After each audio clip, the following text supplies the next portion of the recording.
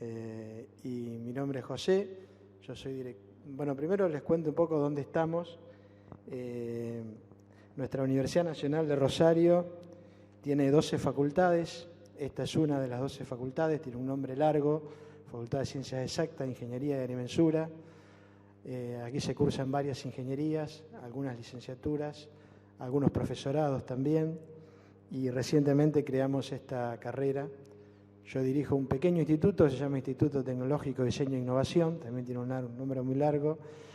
Y bueno, quiero empezar a contarles un poco, después los chicos van a hablar más específicamente de la carrera en sí, pero un aspecto que para mí es central, que es, digamos, por qué armamos esta carrera y cuál pensamos que puede ser la posibilidad que ustedes tengan de trabajar en esto.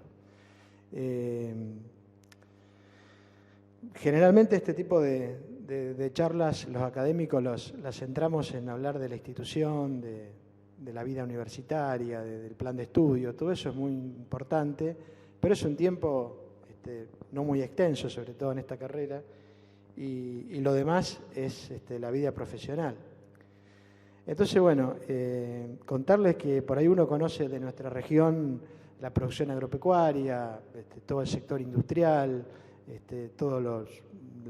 la zona de molienda de soja y los puertos desde el norte de Rosario hasta Villa Constitución, que bueno, que sin duda es lo que más aporta a las divisas del país. Pero bueno, también hay un polo de desarrollo de ciencia y tecnología que es una realidad, pero que también es una gran promesa. En este momento Argentina ya tiene una docena de empresas unicornios, o sea, empresas que son valuadas en más de $1.000 millones, y para que exista cada una de esas empresas, podríamos llamarla empresas de la economía del conocimiento, porque abajo existe un ecosistema de muchísimas pymes, de temáticas que tienen que ver con el software, que tienen que ver con la farmacología, con la biotecnología, con las telecomunicaciones, que todavía no tienen ni de cerca la relevancia de las actividades que mencioné primero, pero que existen. Rosario tiene fábricas de medicamentos que exportan, empresas de biotecnología que exportan toda su producción, una gran cantidad de empresas de software. Solamente en la Asociación Polo Tecnológico Rosario hay más de 100 empresas asociadas, muchas de ellas con presencia regional en Latinoamérica y algunas que han trascendido a otros continentes. Y bueno, todo esto es una realidad que se apoya también en una historia muy rica que tiene nuestro país de educación pública. Nuestro país, junto con Uruguay, fue pionero en la avanzada contra el analfabetismo en su momento, con una educación primaria y secundaria de calidad, con la presencia de las universidades nacionales en todo el territorio, con la presencia de los institutos de investigación que comparten estas universidades como el CONICET. Acá cerquita nuestro está el predio que informalmente llamamos la Siberia, donde hay 8 institutos de investigación. Bueno, todo esto, digamos, tiene que ver con este presente, no solo de todas las empresas que le mencionaba, sino de cierta tecnología que hay en Argentina, por poner un ejemplo más, en la producción de reactores nucleares. Hay muy pocos países en el mundo que pueden hacer eso, la producción de satélites. Bueno, digo, en este contexto empieza a aparecer, por un lado, la posibilidad laboral, pero por otro lado una cuestión que obstaculiza el desarrollo, que es la falta de profesionales formados. La Cámara Argentina del sector habla de que hay unas 5.000 vacantes por año, o sea, unos 5.000 puestos sin cubrir por año solamente en el software. De pronto alguien me dice, che, pero 5.000 respecto a la población argentina no parece tanto. Pero si ustedes lo comparan con la cantidad de personas que se gradúan en ese tipo de carreras, van a ver que sí es un montón y que es un desafío muy grande cubrir esas vacantes, sobre todo porque históricamente Argentina y en general los países no desarrollados hemos tenido una baja proporción de estudiantes de ciencia y de ingeniería. o sea, de ciencias duras, digamos, ¿no? Cuando uno compara las ciencias duras y la ingeniería versus las carreras sociales, la relación de los países como los nuestros está invertida con respecto a los países desarrollados. Entonces, sí es un desafío alto llegar a esa cantidad. Y bueno, un poco en esto está nuestra génesis.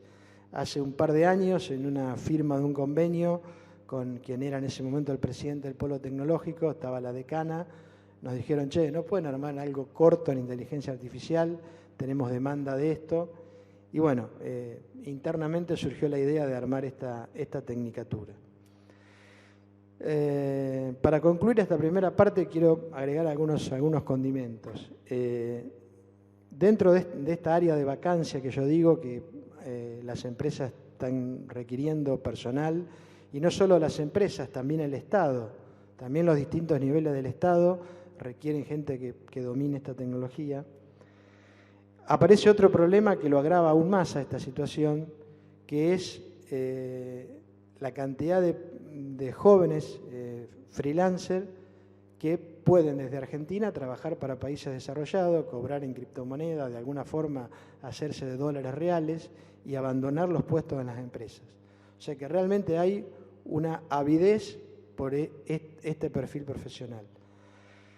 Además de todo este clúster que yo le comenté de empresas de bio, de software, de telecomunicaciones, ya se han empezado a formar aquí en Rosario empresas que tienen su core específico en servicios brindados sobre IA, algunas para el agro, algunos para cuestiones financieras, pero además está sucediendo otro fenómeno que amplía todavía más el campo profesional. Cuando nosotros vemos qué hacen nuestros pasantes de ingeniería, particularmente a mí me toca seguir los de industrial, que son muchos, que yo digo que tenemos como espías, porque tenemos presencia prácticamente en todas las industrias, en las acerías, en las automotrices, en las autopartistas, en las del agro, no sé, en todo lo que existe también en servicio, en comercio, pero además con gente que va a distintas áreas, gente que va a producción, gente que va a logística, gente que va a recursos humanos. Tenemos una visión, casi diría online, de lo que está pasando. Y lo que empieza a pasar es que cuando llega el joven casi profesional, lo que le piden es que haga algo que tiene que ver con aprendizaje automático o algo que tiene que ver con minería de datos, que por supuesto no estudiaron en la carrera, pero que con la formación que tienen se las arreglan para hacer algo. Porque claro, las empresas empezaron a descubrir que en esa gigantesca base de datos que tienen un tesoro, que si eso lo analizan, de pronto empiezan a encontrar respuestas a preguntas que ni siquiera se habían hecho. Y esas respuestas le permiten generar optimización en procesos productivos o en procesos en general, que en definitiva les mejora la ecuación económica. Entonces ahí hay otra oportunidad y algo más todavía. Ya empieza a suceder en distintas empresas que, como hace tiempo atrás, se armaban las áreas de software, las áreas de sistemas, después se llamaban áreas de tecnología.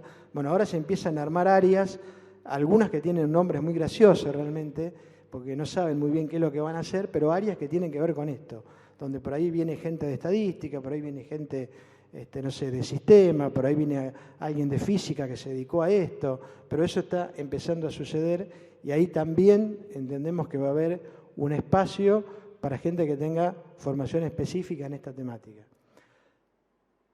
Cierro esta primera parte diciendo que en definitiva la idea de esta carrera no surgió en una charla de laboratorio, sino que surgió de la interacción con el medio y con gente que se dedica a esto y que realmente sabemos que hay una demanda para esta actividad. Antes de pasarle a Nacho, algunos comentarios sueltos sobre la facultad y la carrera, cosas inconexas, pero que me parece importante así tirarlas como títulos. Primero, estudiar en la UNR es gratuito. O sea, aquí las carreras, no hay un costo por venir a estudiar. El ingreso es irrestricto, eso significa que lo único que le van a pedir es que tengan aprobado el secundario. ¿Está bien? Nosotros les recomendamos fuertemente que hagan el curso introductorio, el curso que arranca ahora en estos días, que lo hagan. ¿Por qué? Porque en general nuestras carreras son fuertes en matemática, algunas también en física, no es nuestro caso, pero sí en matemática.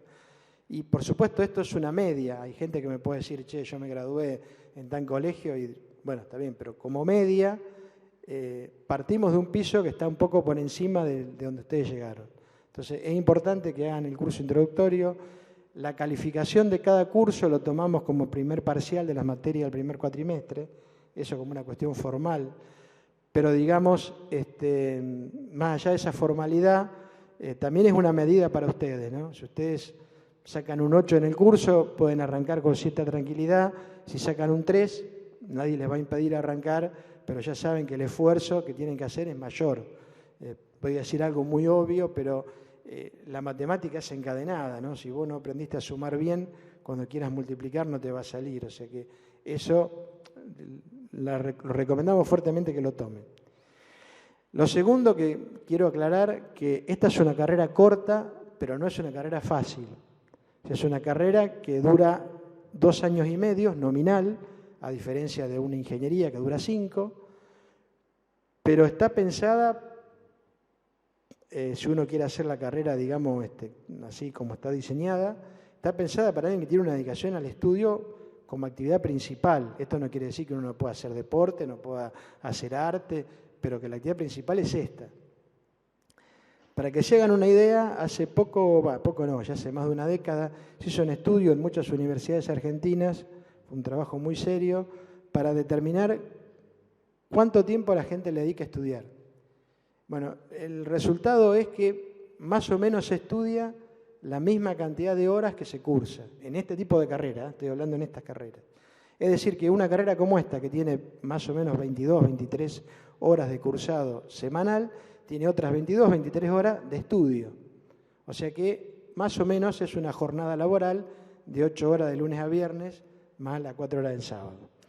Si alguien de pronto va a tomar esto como una actividad secundaria, por ejemplo, porque trabaja 8 horas por día, bueno, tendrá que ver cómo se organiza para a lo mejor tomar menos materias. Esto es un comentario para aquellos que vienen del secundario.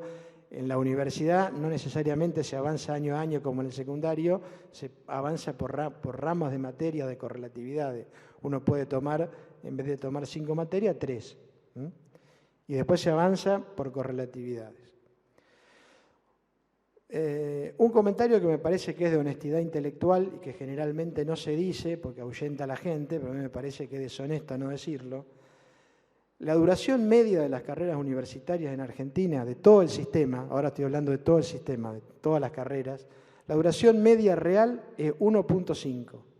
Es decir, que vos te anotás a una carrera cuya duración nominal son 5 años, la duración media real es 7 años y medio. Habrá gente que se recibirá un poquito antes, gente que se recibe un poquito después, pero en general en nuestro sistema es muy poca la gente que se recibe en el tiempo nominal, el tiempo que dice el plan de estudio. Este es un promedio de todas las carreras universitarias, tanto sean públicas como privadas. Así que esto lo comento para que cada uno planifique su vida sabiendo que ese es el horizonte. Bueno, la idea de esta actividad, más allá de las barbaridades que nosotros decimos, es abrir a que ustedes puedan hacer preguntas, se saquen las dudas. Así que le vamos a pasar a Nacho, después a Sol, y después los invitamos a que con total desinhibición pregunten lo que crean conveniente, la que sea la duda de cada uno, porque pueden ser cosas muy, muy diferentes lo que estén pensando. Buenas, ¿cómo están? Bienvenidos, gracias por haber venido a esta hora sobre todo, que bueno, no deja de ser la hora en la que nos vamos a encontrar si ustedes deciden venir a hacer esta carrera. Más o menos váyanse haciendo una idea de que el horario de cursado está hacia la noche. Pero dicha esa generalidad que no la pude evitar por la forma en la que lo saludé, después de un poco las generalidades que presentó José, mi idea es contarles un poco más qué es la inteligencia artificial y qué van a ver en esta carrera. Probablemente todos ustedes tengan una idea de lo que es la inteligencia artificial, tengan en su imaginación cierta noción de la inteligencia artificial que a veces puede representar un mito creado por videojuegos, creado por películas, creado por libros. Uno por ahí cuando escucha hablar de inteligencia artificial se imagina una especie de robot humanoide que interactúa con las personas, que tiene sentimientos, que negocia y con las personas que lo rodean. Y eso está bastante alejado de lo que hoy se conoce como inteligencia artificial, o por lo menos los mayores desarrollos que se ponen hoy bajo el paraguas de inteligencia artificial tienen poco que ver con esos robots humanoides. Nobleza obliga, no puedo permitir que se anoten en esta carrera pensando que van a encontrarse con robots humanoides. Dicho eso, dicho lo que no es la inteligencia artificial, ¿qué cosa sí es la inteligencia artificial? Y acá a mí me gusta decir que esta carrera, más que llamarse Tecnicatura en Inteligencia Artificial, podría tranquilamente llamarse Tecnicatura en Minería de Datos o Tecnicatura en Ciencia de Datos. ¿Sí? Vamos a tratar de trabajar, aprender a trabajar, a manipular, a entender datos. Creo que no caben dudas de por qué es importante trabajar con datos. Todos estamos acá en una institución educativa, todos venimos de las escuelas, tenemos notas de los estudiantes, tenemos la cantidad de faltas que tienen los estudiantes. Cualquier organización pública o privada es una gran fuente de datos, que a priori no son más que números sueltos. Un hospital tiene la cantidad de cirugías realizadas, la cantidad de pacientes que entran por día, por hora, la cantidad de gente que hay esperando en cada hora en la sala de esperas. Toda esa información a priori no sirve para nada como está puesta así, recolectada por alguien que anota en una planilla, por una cámara, por un sensor. Un poco la tarea que vamos a tratar de desarrollar a lo largo de esta carrera es lograr convertir esos datos en información valiosa para poder tomar decisiones. Por ejemplo, si ustedes, voy a poner un ejemplo de lo que tranquilamente se llama inteligencia artificial. Si ustedes a la noche se acuestan y se ponen a ver TikTok y se detienen sobre todo en los videitos de perrito salchicha, es muy probable que TikTok les sugiera con mayor frecuencia videos de perritos salchichas. ¿Están de acuerdo de eso? Todos lo han experimentado. O el famoso algoritmo de Instagram. Te muestra las historias de la gente que vos querés ver las historias, ¿no? Un poco eso está basado en la actividad que vienen haciendo ustedes, a qué hora entran al teléfono, con quién interactúan, dónde pasan más tiempo detenidos en la pantalla. No necesariamente es hacer clic. A veces simplemente con estar quieto mirando ya están generando datos. Las empresas se encargan de convertir esos datos en información valiosa. Por eso hablamos de minería de datos. Buscamos en esos datos patrones, respuestas a preguntas que por ahí ya tenemos y a preguntas que por ahí todavía no nos hicimos. Por eso se llama minería de datos, por eso se llama ciencia de datos. Ahí les describí ciertas generalidades dentro de lo amplio que es la inteligencia artificial, una subcategoría que es la minería de datos y es donde nosotros nos vamos a pasar la mayor parte del tiempo en la carrera. Hay 3 patas de la ciencia de datos que vamos a trabajar muy fuerte en la carrera. La primera de ellas es el machine learning o aprendizaje automático. ¿Cómo le enseñamos a una computadora a hacer cosas que normalmente saben hacer las personas? Jugar un juego. Detectar si un movimiento bancario fue un fraude o no. Ustedes saben, en la industria bancaria hay auditores por ahí que cada tanto agarran una serie de movimientos y los analizan en detalle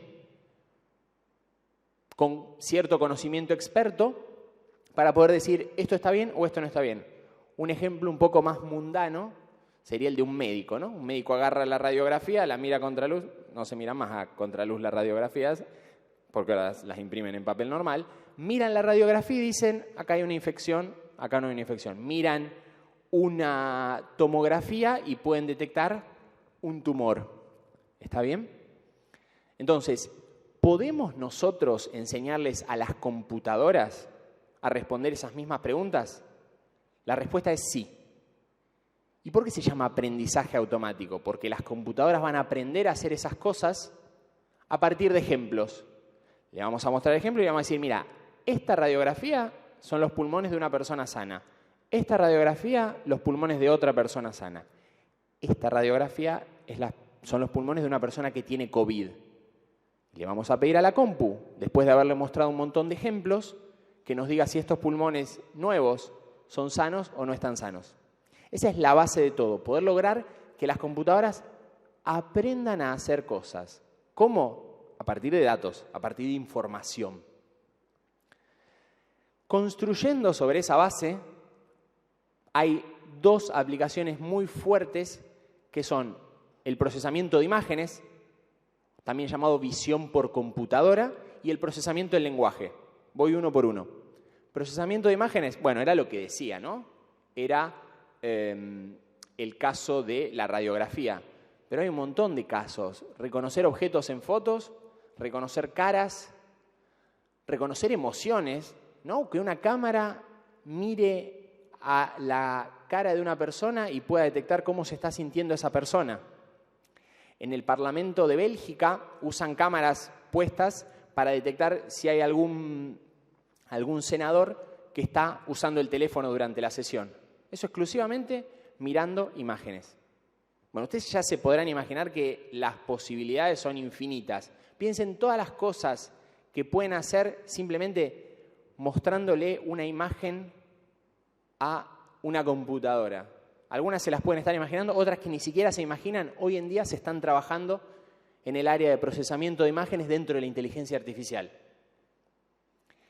La otra, mucho más mística, a priori, es el procesamiento del lenguaje, que tiene muchas variantes, ¿no? Podemos detectar por el tono de una persona si esa persona está contenta o está triste.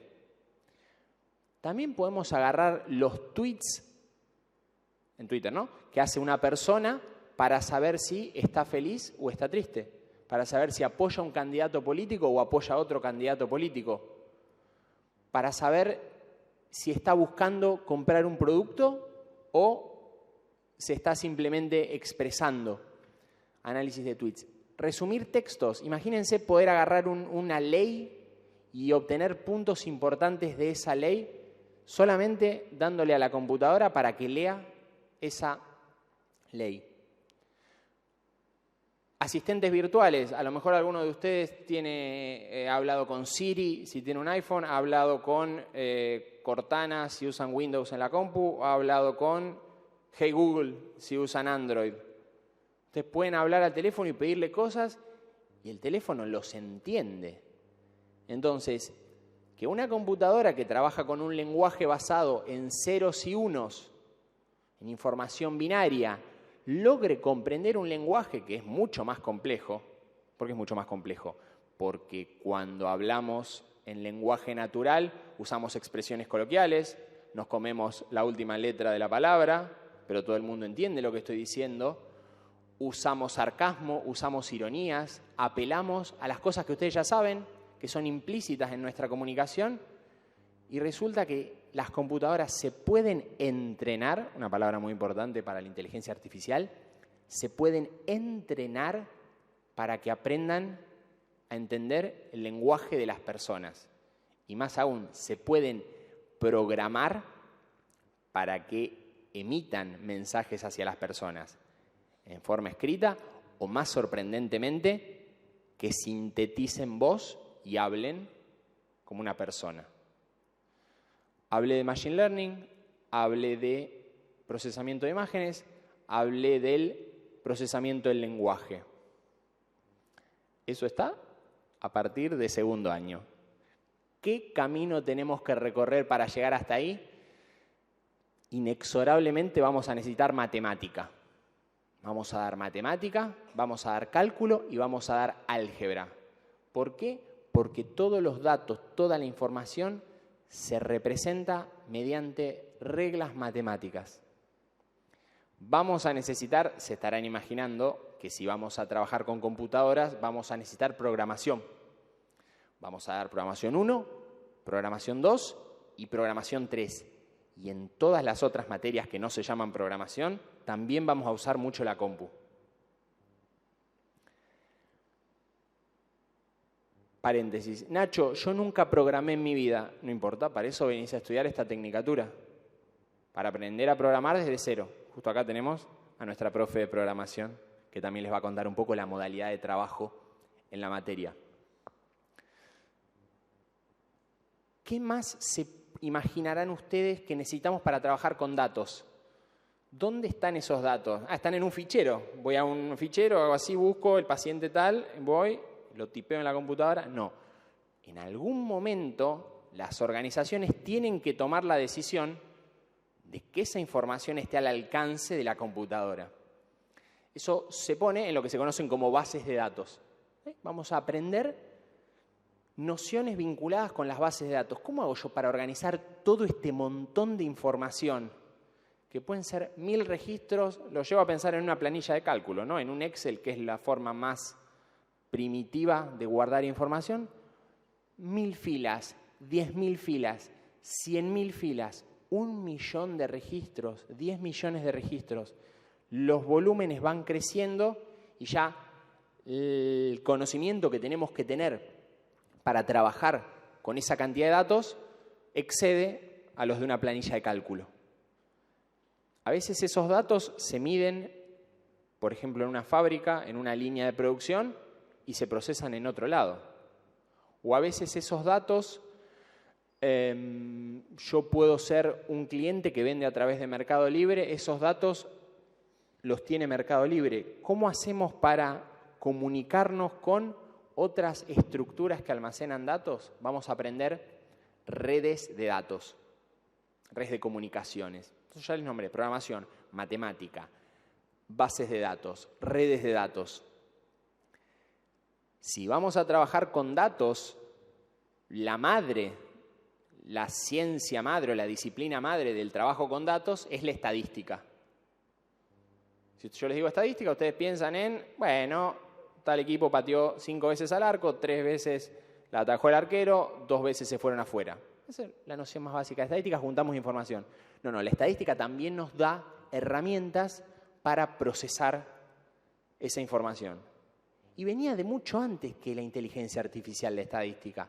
Y lo que hoy es inteligencia artificial, aprendizaje basado en datos, están basados en la estadística. Así que vamos a tener que estudiar probabilidad y estadística. ¿Y por qué probabilidad? Y bueno, porque la probabilidad nos ayuda a entender un mundo que es incierto. Si nosotros hacemos siempre lo mismo, sea lo que hagamos, siempre vamos a obtener resultados ligeramente distintos. Tengo que hacer la receta del lemon pie, pongo esta cantidad de huevo, no tengo ni idea cómo se hace un lemon pie, pongo esta cantidad de huevo, esta cantidad de jugo de limón, medido con un vasito medidor, y todas las veces que hago el lemon pie me sale diferente. La vida tiene variabilidad. Entonces, la probabilidad y la estadística nos enseñan a manejar esa variabilidad. Porque es ingobernable, es incontrolable, pero podemos aprender a lidiar con esa variabilidad. Después vamos a ver todas estas materias de aprendizaje automático, cómo le enseñamos a una persona, a una computadora, que a partir de un dígito dibujado a mano reconozca de qué número se trata. Cómo procesamos imágenes, cómo detectamos caras, ojos, sonrisas en una foto, en un video. Cómo hacemos para decir, esto que estás viendo acá es un perro y esto que estás viendo acá es un gato. ¿Cómo hacemos para procesar texto? Mi empresa recibe un montón de reclamos de los clientes. ¿En qué categoría van esos clientes? ¿Pongo una persona a leer cada uno de los 1.500 reclamos que recibo por día? o digo a mi computadora que clasifique esos reclamos. Las empresas hoy en día necesitan este tipo de conocimiento para ahorrarle tiempo a las personas y para, lo que decía al principio, responder preguntas que tienen y preguntas que todavía no se hicieron. Va a ser parte de su trabajo, si eligen seguir esta carrera y desarrollarse profesionalmente, hacer las preguntas correctas. Entonces, aparte de todo esto, a lo largo de la carrera, vamos a enseñarles a que se hagan las preguntas correctas. Les vamos a pedir también que complementen su formación asistiendo a charlas, asistiendo a congresos, asistiendo a hackatones. ¿Qué es un hackatón? Por ahí viene una empresa de seguros de la ciudad, por ejemplo, y dice, che, yo tengo este problema, que no tengo ni idea cómo se resuelve. Pero invito un montón de estudiantes a que discutan en grupos, algunos sabrán más de programación, algunos se manejarán más con la matemática, con la estadística, y que juntos busquen una solución a un problema. Les darán algún premio seguramente, pero lo que se va a aprender conectado con la industria es un montón. Entonces, van a tener una serie de módulos opcionales en la carrera, algunos de los cuales se pueden cubrir con actividades como esta. Me extendí un montón. ¿Estamos bien? Describí en líneas generales toda la carrera. Antes de que siga hablando, ¿hasta acá hay alguna pregunta? Anímense. El momento es ahora. Sí. ¿De qué manera se podría relacionar esta carrera con ciberseguridad? Bueno, la pregunta es, ¿de qué manera se podría relacionar esta carrera con ciberseguridad? Y tengo ahí varias respuestas para darte, porque primero me hiciste notar que hay un detalle que yo no mencioné, que es muy importante para toda la carrera y para todo el trabajo con datos, que es la ética. Nos tenemos que hacer también preguntas sobre ¿de quién son los datos que nosotros estamos utilizando? Si yo identifico una condición adversa en algún trabajador, ¿qué hago? ¿Voy y lo despido? Si yo predigo que ese trabajador pronto se va a ir de la empresa, ¿lo despido? ¿Es correcto eso? Hoy en día se desarrollan sistemas, parece que me estoy alejando de la pregunta, pero ya llego. Hoy en día se desarrollan sistemas que declaran sentencias a personas en juicios, sistemas autónomos de inteligencia artificial. ¿Quién se hace cargo de lo que dice la computadora de que José es culpable o inocente? ¿De quién son los datos? Ya los dije. ¿Hay seguridad en los datos? Si mi empresa se basa en juntar información de clientes, eso es susceptible de un ataque de una violación de la privacidad de esos datos. Hoy cada tanto escuchamos de que se hackeó el RENAPER y se filtraron no sé cuántos datos de personas, que a veces te avisa Google que tus contraseñas pueden estar vulneradas. Fíjense que inexorablemente dentro de la ética de los datos hay una parte que se trata de cuidar la información. Y si bien no hay ninguna materia específica de ciberseguridad, seguramente podamos pensar en que se pueda discutir esto a lo largo de la carrera, pueda aparecer, ¿por qué no?, una materia electiva vinculada con ciberseguridad y que simplemente esta carrera vos te dé las herramientas para, como decía, aprender a trabajar con datos y hacerte preguntas o especializarte con gente que trabaje dentro de ciberseguridad en alguna empresa. En particular, ya te digo, dentro de lo que es el plan de la carrera no hay ninguna materia obligatoria vinculada con ciberseguridad, pero podría llegar a aparecer y hay una conexión muy fuerte. Exhaustiva la respuesta. ¿Alguna otra? Sin vergüenza. Algún día vamos a desarrollar un bot de la carrera como el del banco. Dice, ¿tienes alguna consulta? Así, yo quería saber qué materia puedo cursar el cuatrimestre que viene. ¡Plip! Les contesta. Pero por ahora no, así que estamos nosotros para contestar las preguntas. Dime.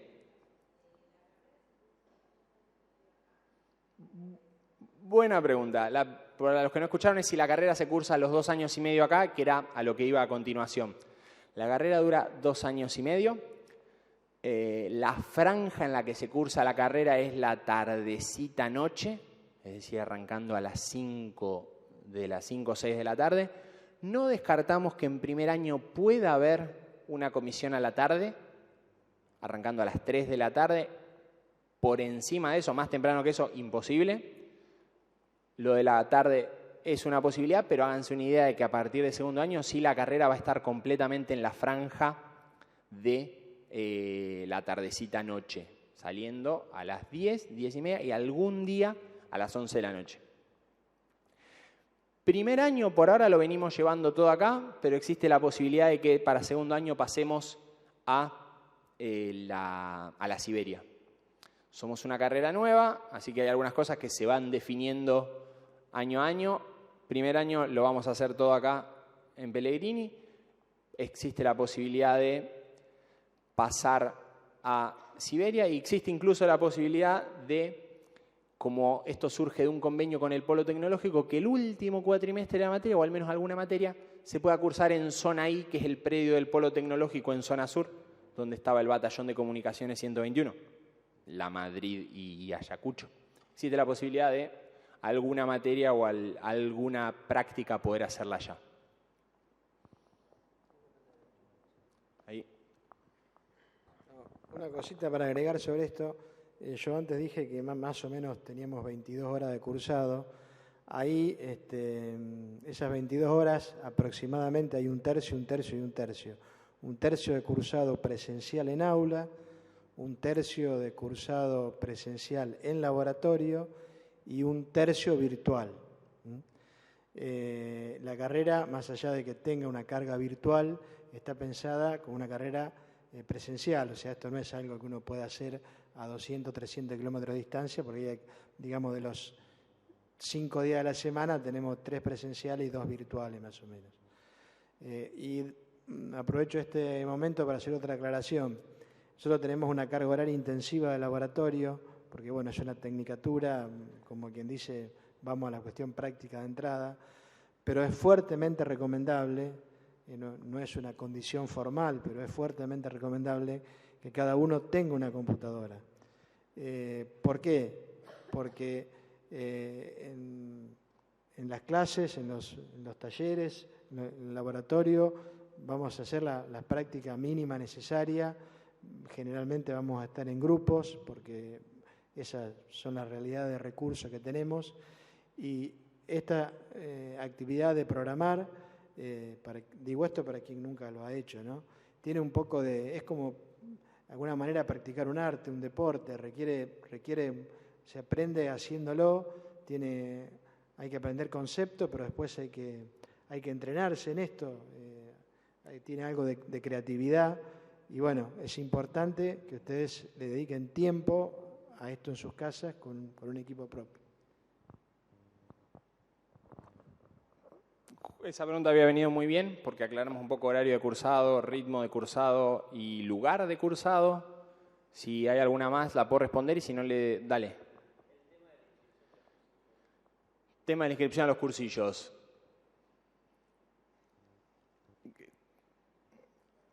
Eso vamos a ver con la gente de ingreso.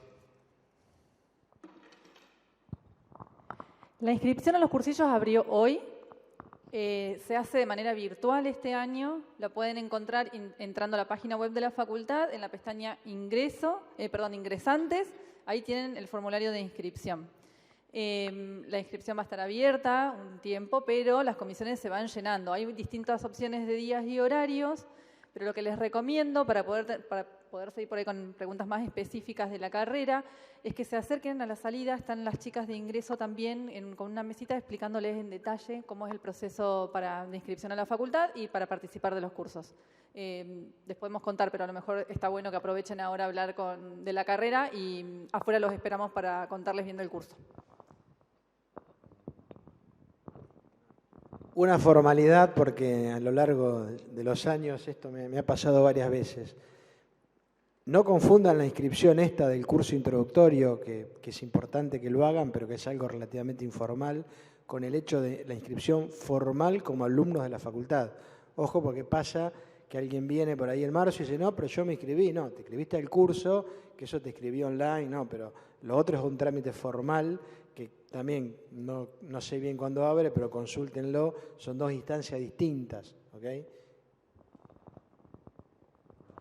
Bueno, le paso la palabra a Sol para que les cuente un poco cómo vienen trabajando en programación, las cosas que hay un poquito de aquí en adelante en la práctica diaria de la carrera y todo lo que pueda querer contarles. Y después volvemos con las preguntas. Si se quedaron con algo picando, lo atendemos apenas terminemos. Hola, buenas noches. ¿Qué tal? Yo soy Sol Tadeo, soy parte del grupo que da Programación 1 y que está en la Tecnicatura. Bueno, como les estaba contando Nacho y José, este año arrancamos. La verdad que fue un gran desafío, pero lo primero que les quería contar es que es un grupo muy variado. Tenemos personas que recién se recibieron de la secundaria y tenemos personas que están trabajando hace años, que quieren arrancar la carrera para darle un giro a su vida laboral, quieren cambiar de profesión. Tenemos personas que ya estudiaron una carrera, tenemos personas que han abandonado una carrera porque no les gustaba y se volcaron a la Tecnicatura. El grupo humano es muy variado, de los alumnos y de los profesores. Por suerte, eso está muy bueno porque cuando este tema de la inteligencia artificial o del análisis de datos es algo transversal a todas las disciplinas. Entonces, ya desde que tengan compañeros con diferentes antecedentes y a su vez profesores, por ejemplo, Nacho es ingeniero electrónico, yo soy civil, hay profes de economía, hay profes, una chica que es bióloga, o sea, es muy variado. Así que es como para todos los gustos. Este año en Programación 1 fue una modalidad de taller. Si bien tenían clases teóricas, gran parte de la clase era modalidad de taller en un laboratorio, como les decía José, a veces trabajando en grupo por los recursos de la facultad. Muchas personas traían su propia computadora. Las personas llegaban al aula, se sentaban en su computadora, les dábamos ejercicios para que resuelvan y iban resolviendo esos ejercicios y los profes íbamos pasando grupo por grupo tratando de solucionar los problemas que tenían. Pero se espera que ustedes, como les decía José, tienen una carga, tiene una carga horaria elevada. Ustedes vienen a programación, nosotros les vamos a explicar, van a aprender, pero lo más probable es que en su casa tengan que meterle, hacer la práctica, porque no vamos a ver toda la práctica. Tengan que estar en su casa programando, experimentando. Tenga que estar en su casa renegando. Eso es como lo más importante, renegando con la computadora, ahí equivocándose, que no les anda, que, bueno, va a ser así. Por suerte hoy tenemos campus, la gente pregunta, otro compañero le contesta, tienen los grupos de WhatsApp también, nos mandan mail, los profes contestamos, o sea, van a tener que renegar. Lo interesante de Programación 1, que es lo que les quiero contar, fue el trabajo práctico. Como trabajo práctico final, les dimos un dataset de Airbnb que está libre. ¿Todos saben lo que es Airbnb? ¿No? Bueno, Airbnb es una página donde las personas suben su casa o una habitación que tienen en su casa para alquilar, para que las personas puedan ir de vacaciones o por viajes de trabajo, etc. Y son datos libres donde tenían por diferentes ciudades del mundo un listado de los alojamientos que había disponible, si el alojamiento tenía baño, si tenía wifi, el precio del alojamiento, dónde quedaba, bueno, un montón de datos. Y la idea fue que en grupo las personas que cursaron la materia realicen un análisis, se planteen algunas preguntas y realicen un análisis de datos. Si ustedes me hubiesen dicho a mí a principio de semestre que íbamos a lograr eso, les hubiese dicho que no. Pero porque hubo un montón de personas que llegaron sin saber nada de programación. No sabían absolutamente nada.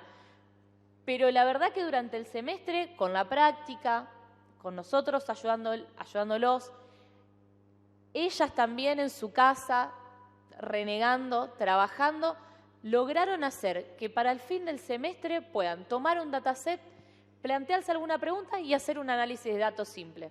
¿Qué cosas se preguntaron? Por ejemplo, ¿cuál es el precio medio de los alquileres en la ciudad de Buenos Aires? ¿Cuál es el precio medio por barrio en Madrid, un grupo que tenía Madrid? Otro grupo preguntaba cuál era el precio, pero por tipo de habitación. Otros se preguntaban cuál era el precio medio cercano a ciertos puntos históricos de una ciudad. Las preguntas fueron muy variadas y muy interesantes y todo eso se reflejó en un gráfico. Finalmente pudieron hacer un gráfico final. Eso fue programación 1. En programación 2 tenemos planteado hacer algo similar. La idea es que aprendan a usar el paquete de Python Pandas. Bueno, programación es en Python, por ahora no se cambia. Que aprendan a usar el paquete Pandas y con eso puedan hacer un análisis de datos similar al que hicieron en programación 1, pero ya apoyados por un paquete donde las cosas van a ser más fáciles y van a poder dedicarse más a lo que es el análisis de datos, porque en programación 1 había que dedicarse más a la programación. Y luego también yo voy a estar como docente en Introducción a la Inteligencia Artificial, donde vamos a ver conceptos de inteligencia artificial, un poco de historia, vamos a ver los diferentes modelos que se aplican hoy, cómo se aplican, vamos a hablar también cuestiones de ética, hacernos preguntas, discutir, y también vamos a estar trabajando las habilidades blandas. ¿Qué significa eso? Bueno, un trabajo práctico va a ser que ustedes tengan que escribir un reporte sobre algún tema que les demos y tengan que producirlo ustedes, aprendan a escribir, aprendan a citar, a presentar un documento, como es en la vida laboral. Y también que aprendan a hacer presentaciones, que se paren enfrente al resto de la clase, se paren frente a los docentes y nos cuenten algún tema pequeño que han tenido que investigar y lo presenten. Porque lo importante, más allá de que las cosas que digan sean coherentes, es que ustedes aprendan, tengan cancha con esa soltura de poder presentar, estar frente a un público y esas cuestiones. Como verán y como les decía José, apuntamos mucho a la parte práctica. La idea es que ustedes se metan desde las primeras clases a meter las manos dentro de los datos, a hacer presentaciones, porque para que eso también les sirva para la vida laboral, porque si nos centramos mucho en la parte teórica, después queda ahí no me sale el nombre, esa brecha entre lo práctico y lo teórico. ¿Alguna pregunta sobre cómo fue el cursado del primer semestre?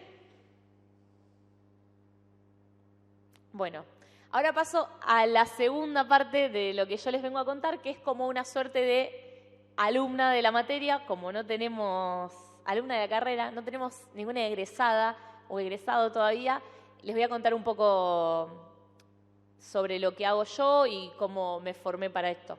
Yo soy ingeniera civil y tengo un máster en ingeniería en transporte. Y me especialicé en análisis de datos para transporte y planificación urbana. Lo que hago yo, o cómo lo podríamos resumir, es limpiar datos. No, mentira, eso es una gran parte de mi trabajo, pero lo que hago yo son modelos para comprender el comportamiento humano. Hay diferentes modelos, no vamos a entrar en detalle, pero vamos a un ejemplo para que todos entiendan más o menos de lo que estoy hablando. ¿Todo el mundo sabe lo que es el estacionamiento medido que está acá en Rosario? El que está en el centro. El que está en el centro, para ustedes poder dejar el auto en ciertas cuadras, tienen que pagar un estacionamiento. ¿Todo el mundo sabe lo que es un peaje? Bueno. ¿Todo el mundo sabe el valor del precio del boleto de colectivo que paga? Las bicicletas públicas también se pagan. Bueno, muchas veces tomar esa decisión de cuánto cobrar, en qué lugares de la ciudad cobrar, dónde poner los peajes, ciertas son políticas públicas, ¿sí? Son políticas que nuestros políticos, decisiones que toman para nuestro bien. Entonces, no se puede poner cualquier número. No es que alguien se levanta un día y dice, el pasaje lo vamos a poner a 50 pesos. No funciona así. El estacionamiento lo vamos a cobrar 2 pesos la hora. No. Para eso se hace un estudio. Y esos estudios se hacen con modelos que son los que hacemos las personas que hacemos análisis de datos. Con esos modelos tratamos de estudiar cuál va a ser la reacción de las personas a estas políticas, a estos cambios. Va a haber quejas. probablemente, eso no hace falta ningún modelo, pero probablemente haya quejas. Pero después vamos a hacer un modelo para tratar de entender a quiénes vamos a afectar. Por ejemplo, un estacionamiento medido o un peaje, algún cobro, algo que le estamos cobrando a alguien. ¿Por qué lo hacemos? El estacionamiento lo hacemos porque no todo el mundo puede venir a estacionar al centro de Rosario. No todas las personas que tengan su auto y vengan al centro de Rosario van a conseguir lugar, porque no hay. Pero a su vez tampoco queremos que todo el mundo venga en auto, porque hay que manejar la demanda de autos. No podemos permitir que todo el mundo venga en auto. Tenemos que desincentivar el uso del auto. Entonces tenemos que buscar un precio para lograr nuestro objetivo, que es que no todo el mundo venga en auto. Pero a su vez vamos a estar afectando a más gente que a otra. Obviamente que las personas a las que les sobra la plata no les va a afectar tanto el estacionamiento, pero hay otras a las que sí.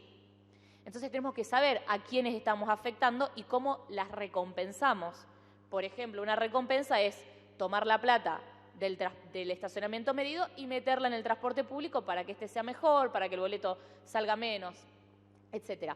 Entonces, con esos modelos que nosotros hacemos, esos modelos van a tener variables y esas variables nos van a indicar el comportamiento de las personas, ¿sí? Nos van a permitir estudiar esos comportamientos.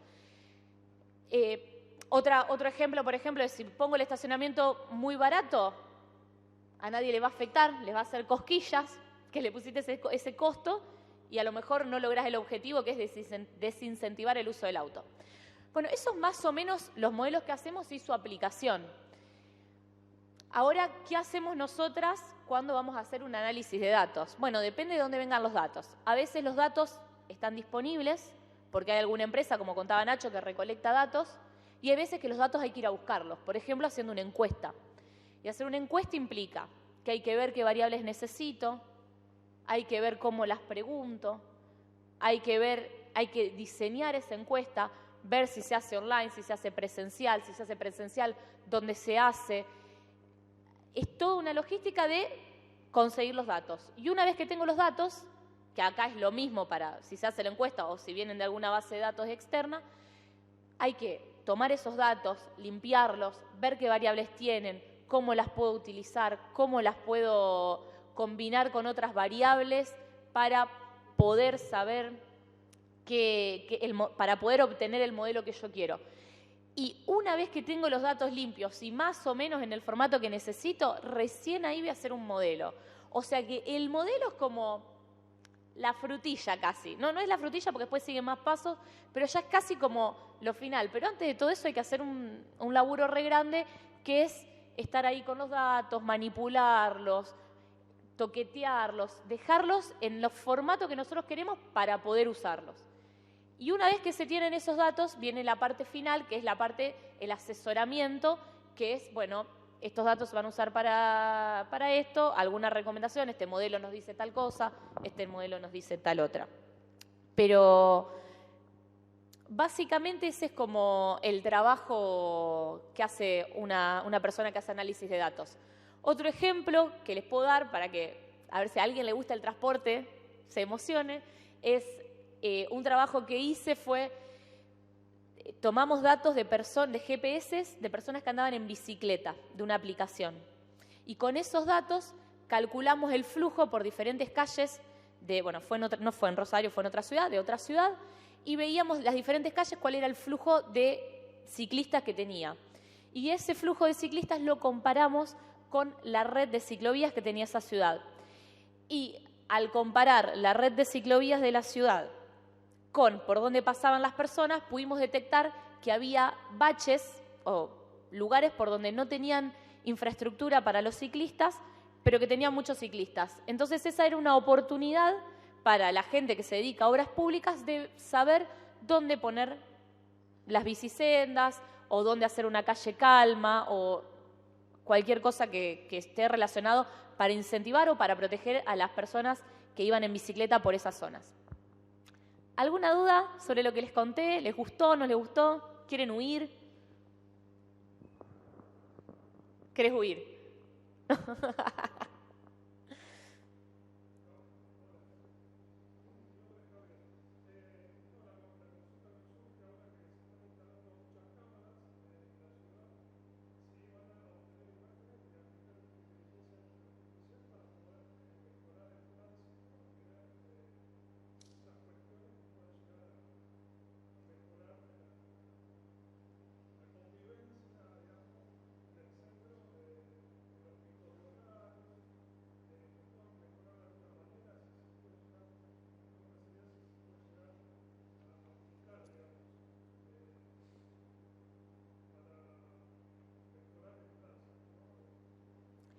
les digo la pregunta para que la puedan escuchar todas las personas.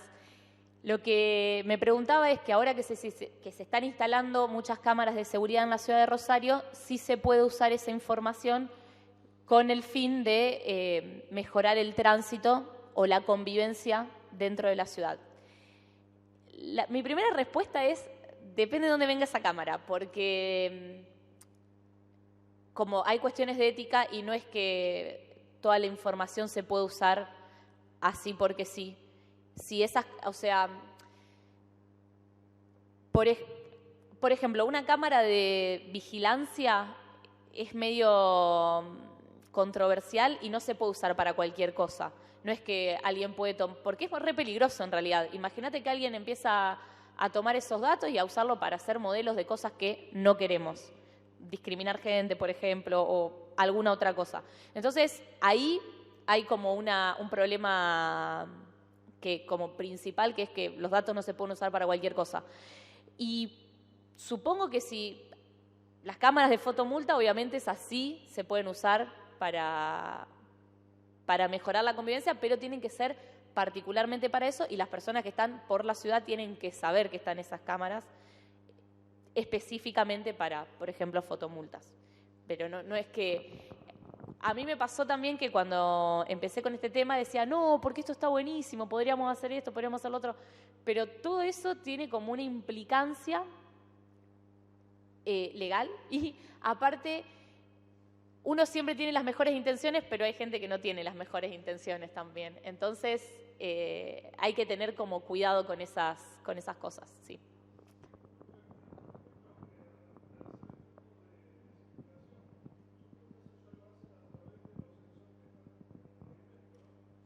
Sí.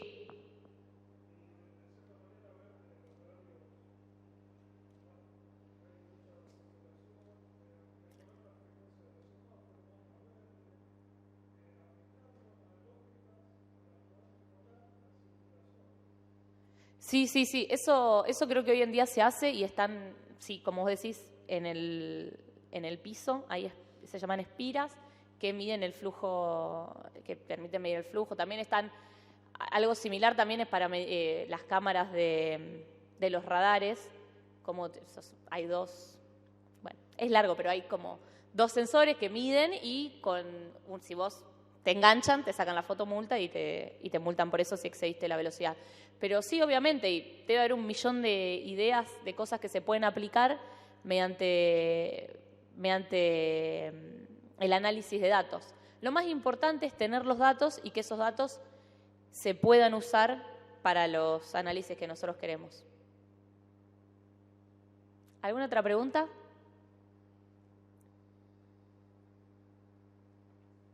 Bueno, si no hay ninguna otra pregunta...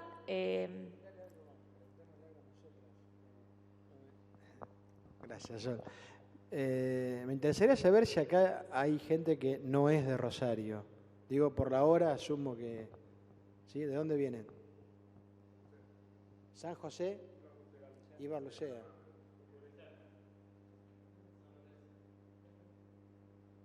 ¿Alguien más que no sea de Rosario? Pero son todos vecinos, digo. De la zona, sí, hasta ahora. Nacho, ¿vos querés? No, responder si tiene alguna otra pregunta sobre particularidades de la carrera, curiosidades. Venga. ¿Qué tipo de salida laboral tiene? Bueno, está relacionado un poco con lo que estuvimos comentando ahora. Todas las empresas hoy en día están creando departamentos que tienen que ver con procesamiento de datos. Yo trabajo para una empresa del agro, donde hacemos modelos para predecir el rendimiento de las cosechas, para estudiar qué países van a comercializar con qué otros países. Las empresas de seguro de la ciudad tienen áreas dedicadas a, mediante imágenes que por ahí suben los clientes que tienen una póliza de seguro, poder detectar movimientos fraudulentos, algunas denuncias que no son tales. Empresas gigantes de venta tipo Mercado Libre hoy en día utilizan inteligencia artificial a lo largo de todo su proceso para detectar cosas que no se pueden vender, por ejemplo, por Mercado Libre, a partir de las descripciones, de las imágenes. empresas como Telecom, por ejemplo, sé que están buscando analistas de datos para poder predecir qué cliente va a hacer un reclamo pronto, ¿no? Digamos, hoy en día cualquier empresa que trate con gente y esa gente reciba un servicio es susceptible de aplicar técnicas de inteligencia artificial. El desarrollo de los bots estos de las páginas de los bancos que interactúan con la gente y responden y potenciarlos, cualquiera de esas puede ser aplicación de inteligencia artificial. Y así podríamos estar en la región, muchas de estas empresas, y afuera cada vez más buscando este tipo de analistas de datos, científicos de datos.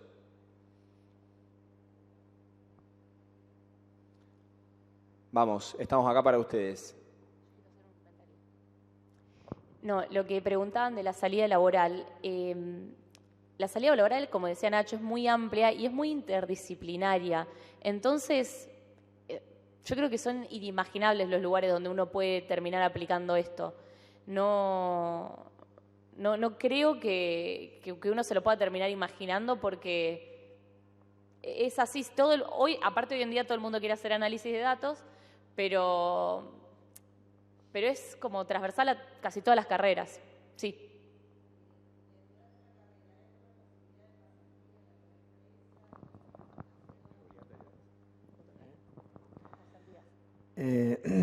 Hoy todas las carreras de formación de profesionales o de técnicos terminan con una práctica profesional que es similar a una pasantía.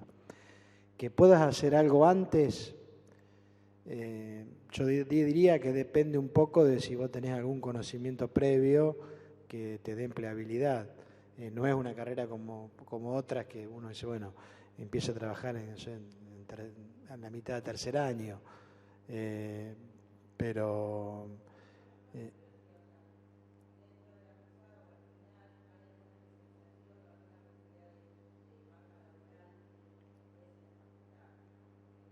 sí, claro, por eso te digo, la carrera termina con una práctica profesional que la mayoría de la gente la hace a través de una pasantía. No llegamos a esa instancia todavía, pero hablo de la facultad en general. Todas las ingenierías tienen esa práctica, la licenciatura en computación tiene esa práctica y todas las carreras de formación de profesionales, de arquitectura, derecho y de técnicos secundarios también tienen esa práctica. La diferencia que en el caso nuestro, como somos muy demandados, esas prácticas se cobran. Por ahí un estudiante de una carrera social tiene que hacer la práctica, difícilmente la pueda cobrar. Acá es al revés, es muy raro que un alumno haga una práctica porque a lo mejor se enganchó con una ONG y no cobra. En general todo el mundo cobra y cobran bastante bien, digamos. O sea, hay demanda. En todas nuestras carreras hay una fuerte demanda. O sea, son carreras que tienen vacancia, digamos. Gente, mientras piensan otra pregunta, quiero insistir en esto del trabajo. Realmente yo bueno, toda mi primera parte hablé de esto. Es una tecnología transversal.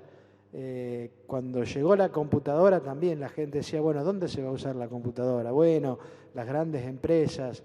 Enseguida se empezó a masificar, el precio baja y hoy hay una computadora en todos lados, hasta lo tenemos acá.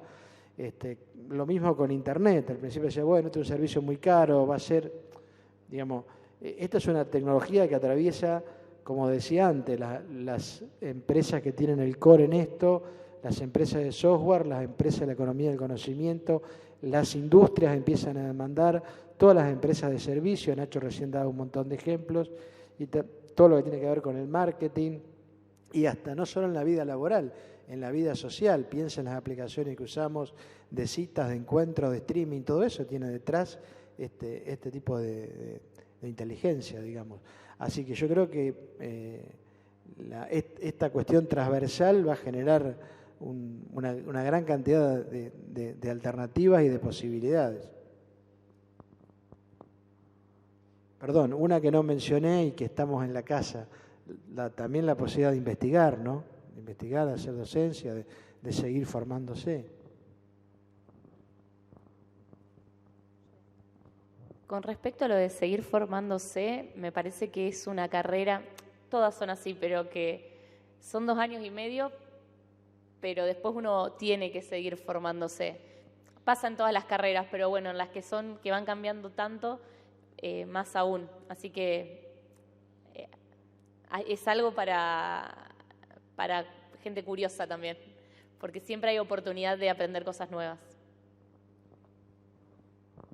Y ya que vamos agregando cosas sobre la mesa, ya para ir cerrando, un comentario que les va a servir en general, sea cual sea la carrera que elijan seguir. Y en particular para esta, lo que a nosotros nos gusta decir es que esta es una carrera corta, pero no por eso es una carrera fácil. Hay que sentarse, hay que estudiar, hay que llevarla al día. Pero no pasa nada si a la primera que cursás una materia no la aprobás. ¿Está bien? Esta facultad, nosotros 3 hemos pasado por esta facultad, no específicamente por esta carrera, pero te enseña a manejar la frustración, ¿no? Porque va a haber instancias de sobrecarga, va a haber instancias donde se superpone un parcial con un trabajo práctico y a veces no se puede con todo y está bien. Lo decía José, no hace falta hacer las 5 materias por cuatrimestre. Hago 3 porque tengo que trabajar, porque tengo que cuidar a un familiar, no pasa nada. Las carreras dice 2 años y medio del plan de estudio, pero a todo el mundo le lleva más que eso. ¿Está bien? Así que háganse esa idea. Van a sacarse alguna mala nota, van a reprobar algún examen y si no aprueban una materia, no pasa nada. Se vuelven a dar las materias al cuatrimestre siguiente.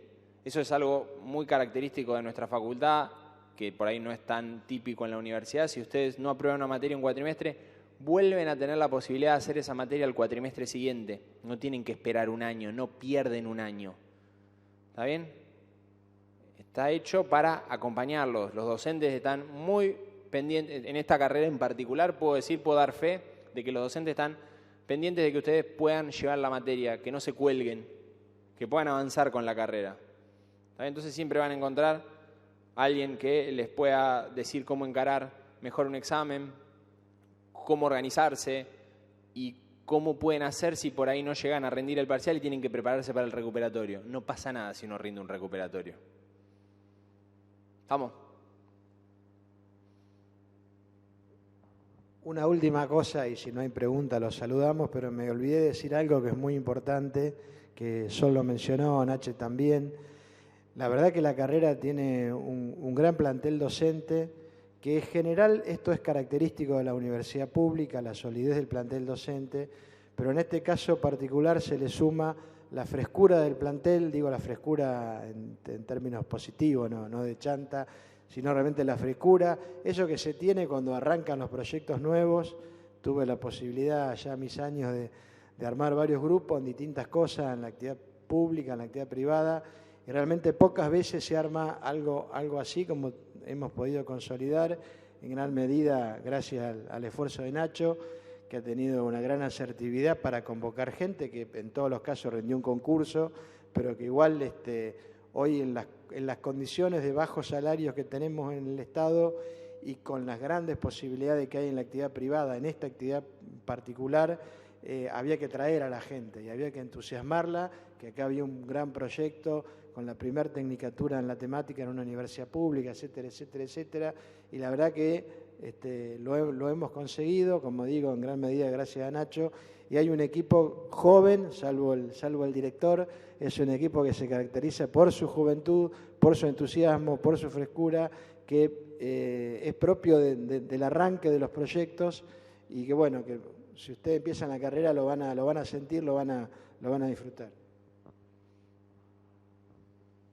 Hay preguntas.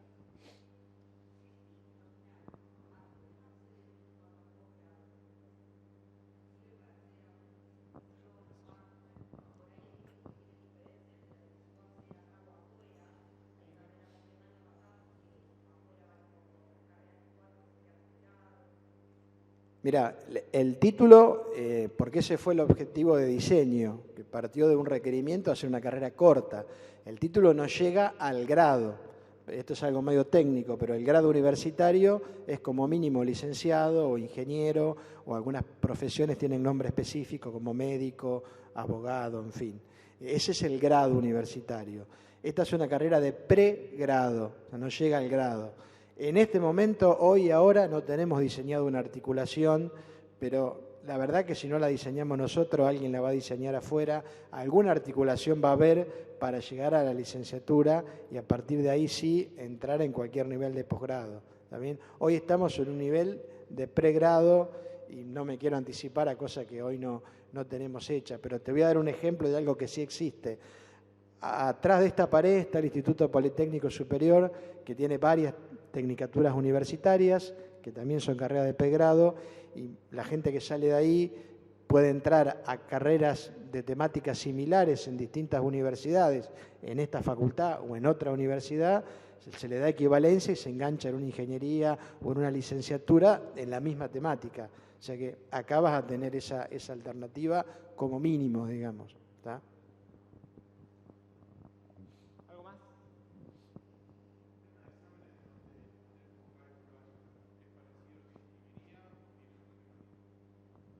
La dinámica es similar.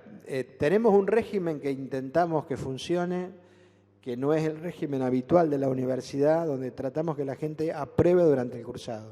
O sea, acá la idea no es que los alumnos queden regulares y después vengan a rendir toda la materia, como es habitual en la universidad. La idea es que aquel alumno, aquella alumna que más o menos promedie un 6, pasa por un coloquio, que no es un examen final, y con eso aprueba la materia. Eso es lo que intentamos hacer.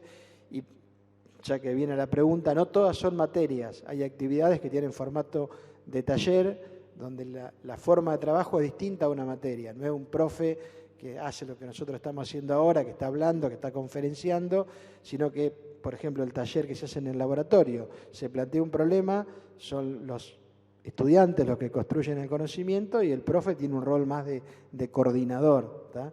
O sea, tratamos, digamos, que el alumno que asiste regularmente pueda aprobar en el cursado. Esa es la idea.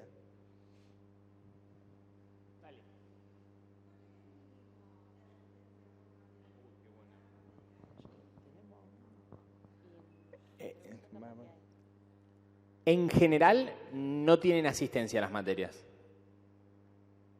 Eso también sorprende a la gente por ahí que viene con lógicas de otras facultades. Acá en la mayoría de las materias no te van a tomar asistencia. Nobleza obliga, en inglés te van a tomar asistencia. Bueno, por inglés, perdón, paréntesis. Hay inglés en el primer cuatrimestre y el inglés es esencial para esta carrera. Entonces, si van a hacer esto, aparte del inglés que están acá, practiquen inglés con una aplicación o con alguna página. Hay mucha bibliografía en inglés. En inglés te van a tomar asistencia. En algunas materias tipo taller donde se necesita que vos trabajes con tus compañeros o produzcas algún conocimiento ahí en las clases, esas van a tener un mínimo de asistencia del 70-80%, pero en general las materias no tienen asistencia. Lo cual no quiere decir que la cursada es a distancia. ¿Sí? Hay que venir a rendir los exámenes o a presentar los trabajos prácticos. Pero nadie te va a estar controlando. Y lo que decía José, dinámica de promoción, es un modo de cursar, rendir, cursar, rendir, cursar, rendir. No es rindo, quedo regular y vengo en 3 años a rendir a sacar la materia. No existe eso en esta facultad. Bueno, en algunas carreras de esta facultad sí, en esta en particular y en varias otras no. Más preguntas. Este es el momento.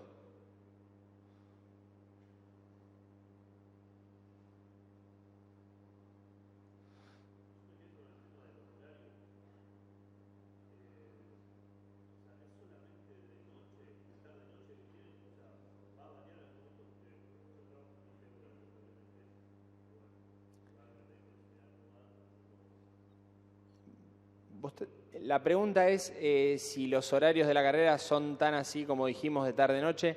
La respuesta es sí, y te voy a dar una razón muy práctica, y es que la mayoría de los docentes que trabajamos en esta carrera también trabajamos en la industria vinculada con esto, y ahí, digamos, el trabajo es en general de 9 a 6, y podemos conseguir algunas comisiones particulares para algunas materias en particulares a las 3 de la tarde, pero en general nos tenemos que correr hacia las 5 o 6 de la tarde. ¿Sí?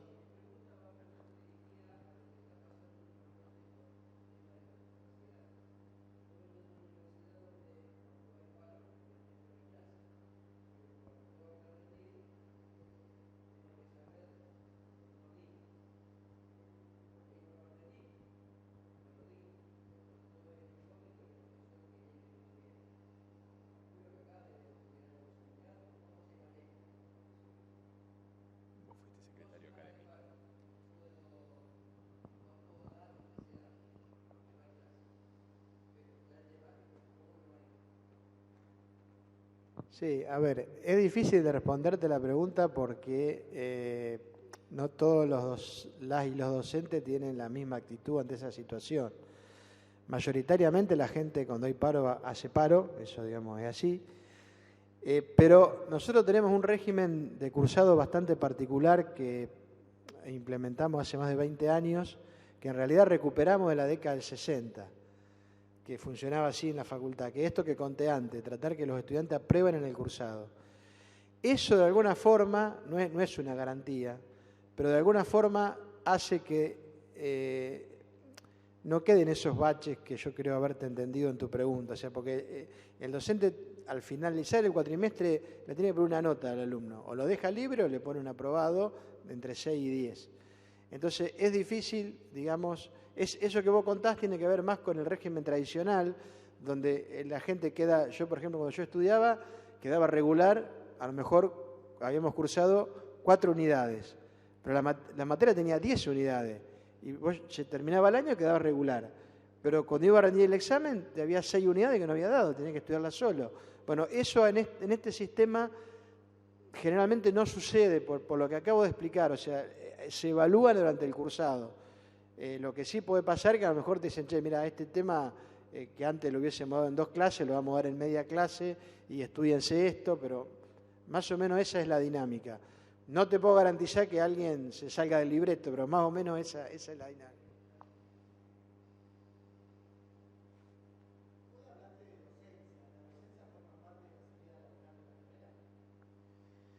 A ver, acá hay que hacer un distingo. En la universidad, que somos instituciones autónomas, tenemos nuestras propias normas. Entonces, por ejemplo, yo doy clase en ingeniería, los chicos dan clase en ingeniería, perdón, no sé, pero creo que ninguno de nosotros estudió un profesorado, ¿está bien? Por ahí hicimos alguna formación, pero somos ingenieros. Vos vas a medicina, la mayoría de la gente, o gran porcentaje de la gente, es médica. Entonces, de pronto sí podría hacer docencia en esta carrera o en alguna carrera similar. Ahora, si vos querés ir al sistema provincial, por ejemplo, de educación secundaria o de educación terciaria provincial, ahí entras a lidiar con el escalafón de la provincia, que este es un país federal, cada provincia tiene un escalafón distinto, pero más o menos la lógica es la misma. Hay un sistema de puntaje, vos tenés que presentarte y ese puntaje pondera por encima de los profesionales a la gente que tiene la formación de profesor en. O sea, un profesor en física de un terciario provincial va a tener muchísimo más puntaje que yo que soy ingeniero. O incluso que yo que pudiera ser, por suponte, fuera licenciado en física, va a tener más puntaje porque tiene esa formación. Entonces quedarías más abajo en el escalafón. No sé si más o menos se entiende.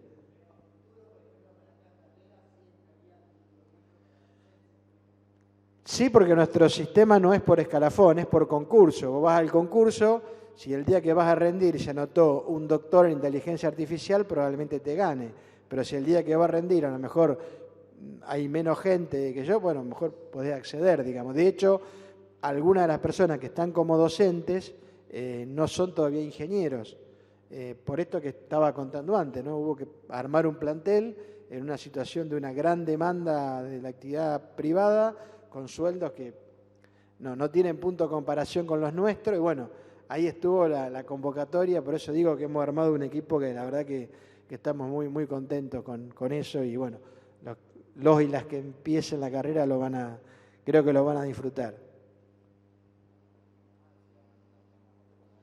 Bueno, hacemos así, nos quedamos un ratito por si alguien nos quiere preguntar algo en privado, así liberamos porque bueno, los chicos están acá desde muy temprano que arrancó la actividad.